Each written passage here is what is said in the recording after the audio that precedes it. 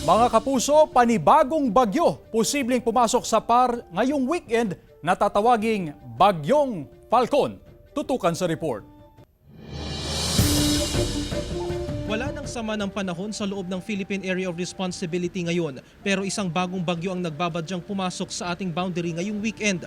Huling namataan ang tropical storm na may international name na Kanun sa layong 1,345 kilometers silangan ng Eastern Visayas. Kumikilos ito pa north-northwest sa bilis na 25 kilometers per hour.